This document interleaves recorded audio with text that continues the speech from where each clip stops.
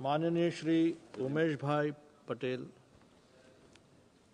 अध्यक्ष महोदय जी, मैं महामहिम राष्ट्रपति जी के संबोधन पर अपने विचार साझा करने के लिए खड़ा हुआ हूं। महामहिम राष्ट्रपति जी ने बजट संबोधन के दौरान कई मुद्दों पर चर्चा की जो पिछले समय में देश की विकास की प्रगति और आने वाले वर्षों के लिए अनुमानित दिशा को दर्शाते हैं। अध्यक्ष महोदय जी, मुझे बहुत भारी मन से आपको सूचित करना है कि मेरे क्षेत्र को माननीय राष्ट्रपति द्वारा उनके संबोधन में उल्लेखित लगभग सभी मानकों पर हमारे प्रशासन द्वारा पीड़ित किया जा रहा है। तानाशाही से मनमानी भरी कार्यवाही की जा रही है। लोगों के घर, मकान, दुकान तोड़े जा रहे हैं।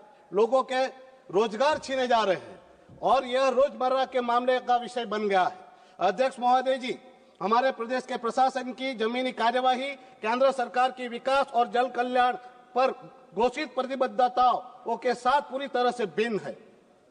सरकार हर वर्ग के लोगों का हर प्रकार से विकास चाहती है, पर हमारा प्रशासन हर वर्गों के लोगों का हर प्रकार से विनाश कर रहा है। महामहिम ने 1950 से गणतंत्र बनने की भारत की यात्रा पर चर्चा करते हुए लोकतंत्र को नई ऊंचाइयों पर ले जाने की बात कही। हमारे प्रदेश प्रशासन ने लोगों के चुने हुए प्रतिनिधि सांसद जो इस सदन का प्रतिनिधित्व करता है, ऐसे सांसद तक को सार्वजनिक कार्यों और बैठकों में सभी भागीदारी से व्यवस्थित रूप से बाहर कर दिया है। सदन का अपमान है। अध्यक्ष महोदय जी, मुझे अभी हाल में जो 26 जनवरी यानी कि हमारे लोकतंत्र के महान पर्व गणतंत्र दिन के हमारे प्रदेश के सरकारी कार्यक्रम में आमंत्रित तक नहीं किया गया।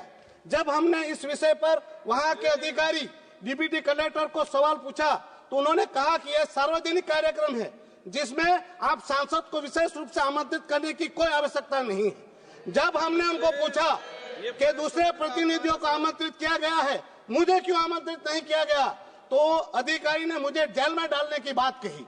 महोदय जी, ये मेरे साथ पहली बार नहीं था। इससे पहले 19 दिसंबर हमारे प्रदेश का मुक्ति दिवस का अवसर था। उस दिन भी मुझे सरकारी कार्यक्रम में आमंत्रित नहीं किया गया। यहाँ तक कि हमारे प्रदेश के दौरे पर जब महामहिम राष्ट्रपति जी आई तो मुझे उनके स्वागत करने का मौका तक नहीं दिया। मेरी हजार विनती के बावजूद मुझे महामहिम से मिलने तक नहीं दिया गया। मुझे लगभग सारे के सारे सरकारी कार्यक्रम में जानबूझकर दूर रखा जाता है।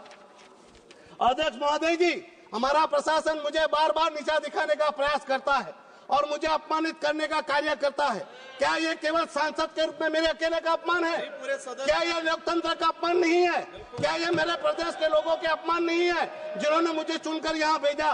बल्कि ये मेरा ही नहीं, ये मेरे प्रदेश का ही नहीं, ये अपमान पूरे सदन का है, क्योंकि हम इस सदन का प्रतिनिधित्व करते हैं। साथ ही ये अपमान है यशस्वी प्रधानमंत्री नरेंद्र भाई मोदी जी का, जो हमारे सदन के नेता है।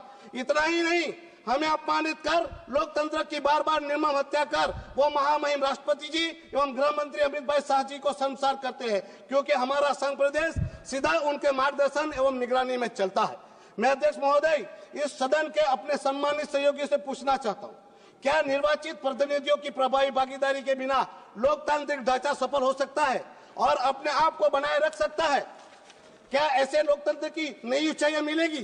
क्या यह गणतंत्र है? जिस दिन संविधान अमल में आया था उसके सेलिब्रेशन के कार्यक्रम में ही जनता के चुने हुए प्रतिनिधि को अपमानित किया जाता हो और सवाल पूछने पर नौकरशाह द्वारा चुने हुए प्रतिनिधि को जेल में डालने की बात की जाती हो, धमकी दी जाती हो। अध्यक्ष महोदय जी, हमारे संघ प्रदेश में प्रशासन की तानाशाही के चलते लोग आत्महत्या करने के लिए विवश हुए हैं। एक आदिवासी बस कंडक्टर व्यक्ति ने आत्महत्या की।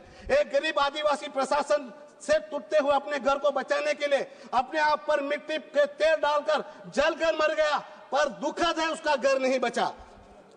वहां सरकारी अधिकारी एसएस बोया जी ने आत्महत्या की। वो सरकारी कर्मचारी जिग्नेश काछा जी ने आत्महत्या की। सामान्य जनता सरकारी कर्मचारी ही नहीं, हमारे प्रदेश के प्रशासन की वजह से हमारे इस सदन के अति वरिष्ठ सदस्य जो 7 बार चुनाव जीतकर आने वाले आदिवासी नेता मोहन भाई डेलकर जी ने भी प्रशासक की वजह से आत्महत्या की, जिसकी एफआईआर तक हुई है।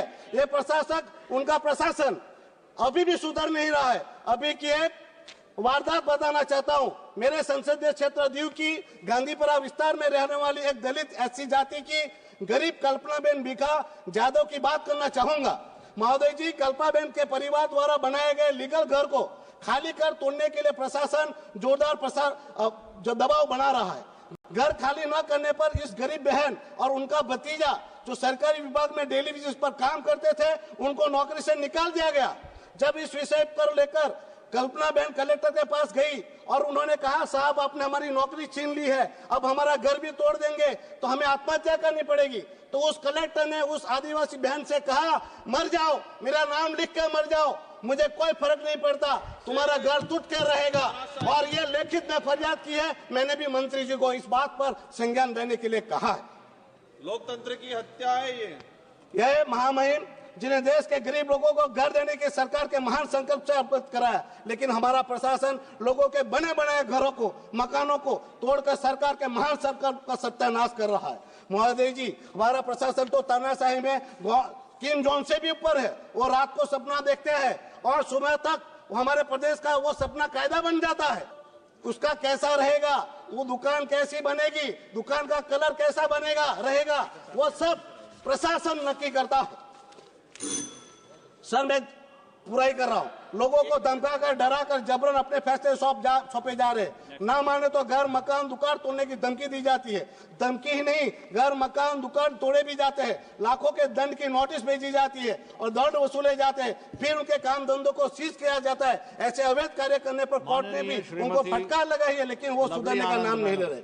महोदय जी, ये आखिरी बात कहकर मैं पूरा कर रहा हूँ। अध्यक्ष महोदय जी, संविधान के निर्माता बाबा साहेब आम्बेडकर जी ने कहा था कि महोदय जी, संविधान के निर्माता बाबा साहेब आम्बेडकर जी ने कहा था कि भारत तब तक वास्तव में स्वतंत्र नहीं हो सकता जब तक असली शक्ति